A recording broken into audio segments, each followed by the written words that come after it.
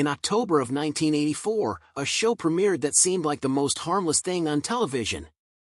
A college student, Charles, trading his rent for room and board by looking after a family's kids. The premise was simple, the humor was light, and for 6 seasons, it became a staple of after-school television. But the lives of the people inside that house turned out to be anything but simple.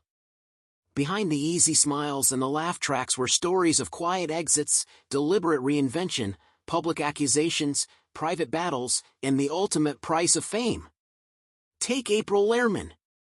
She was only 17 when she stepped into the role of Lila Pembroke, the responsible eldest daughter who was understandably wary of the new guy with the charming smile. Most viewers didn't realize they were watching a child star who had already tasted the top.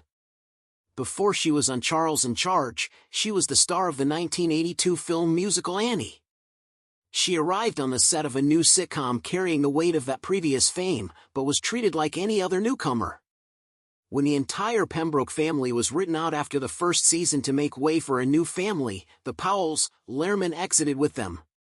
From that point on, she faded into near-total obscurity, making only a few guest appearances in the early 90s before quietly and permanently leaving the industry. What makes her story so striking is the complete absence of drama.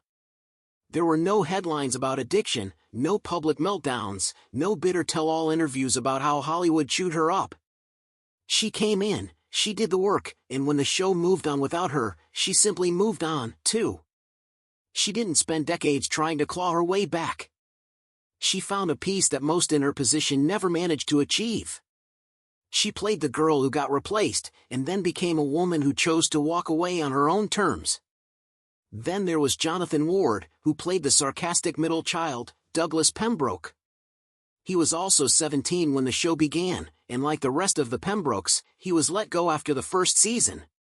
Before he left acting entirely, he had a few notable roles, including the infamous Mac and Me and a small part in Steel Magnolias.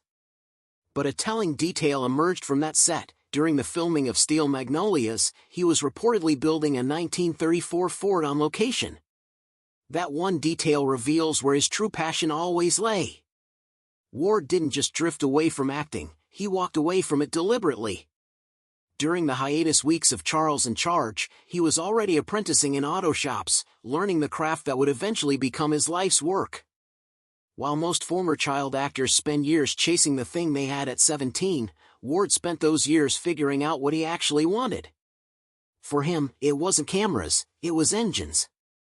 He traded Hollywood for Toyota Land Cruisers, eventually opening a restoration shop called TLC in California. He found his purpose under the hood, and it stuck. Jennifer Runyon, who played Gwendolyn Pierce, the girl Charles could never quite pin down, brought a different kind of energy to the show. She was 24 when she took on the role, leaving when the show was retooled in 1987, though she returned for a 2-part episode to give her character a proper goodbye. After that, she had a steady career, appearing in Magnum P.I., Murder, She Wrote, and a memorable scene in Ghostbusters. But what stands out about her is the consistency of the warmth people describe when they remember her. She later retired to become a teacher, and her daughter Bailey followed her into acting. When Jennifer passed away in March 2026 after a brief battle with cancer, the tributes were profound. Her daughter posted that all the best parts of herself came from her mother, a tribute that carries the weight of someone who genuinely meant every word. Her cousin, a doctor, said he didn't even know about her diagnosis. She had kept her pain private, unwilling to burden anyone who didn't need to carry it. Some people make every room warmer just by entering it. She was one of those people. When the show was retooled, the Powell family moved in.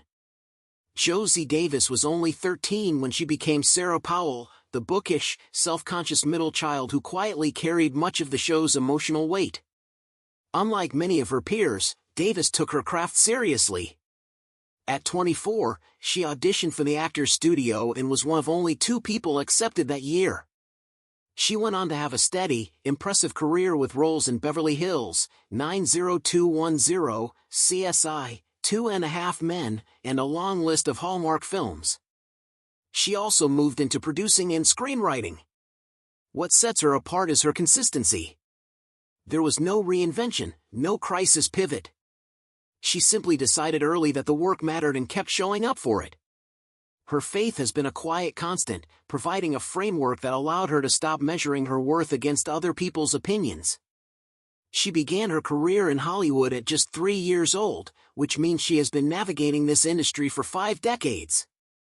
To emerge from that journey steady, working, and at peace with herself is not a small thing, it is the rarest outcome of all.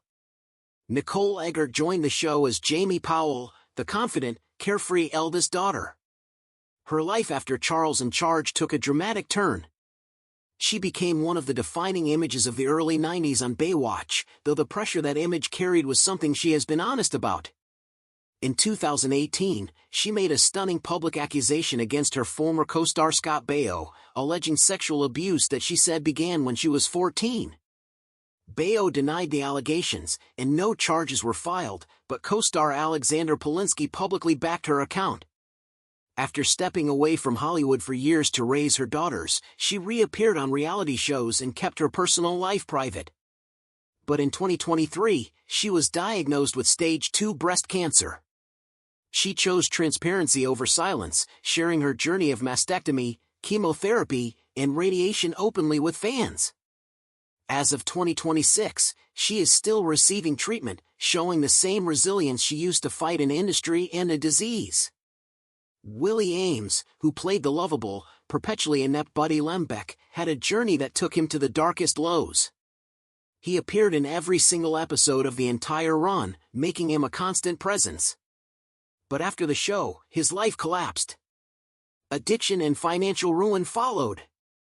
By 2009, he was holding a public garage sale in Kansas, selling his memorabilia to pay off debts.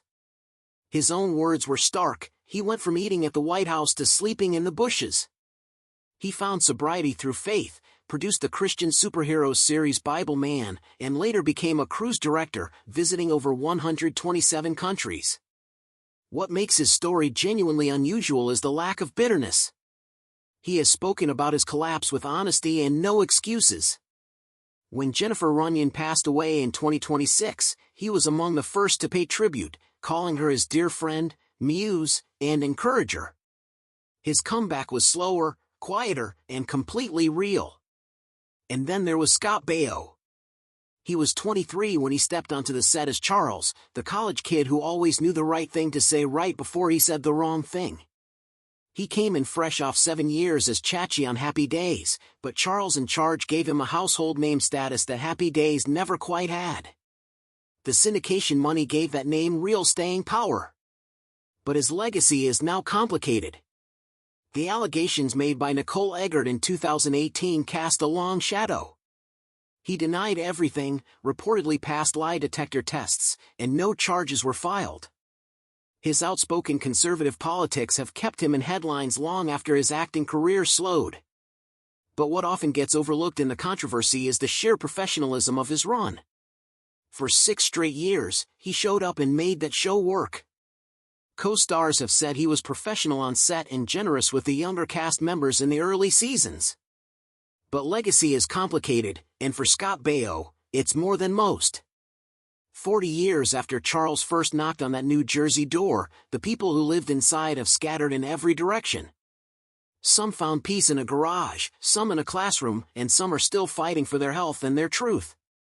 The show looked like the simplest thing on television, but it was home to some of the most complicated lives ever written for a sitcom.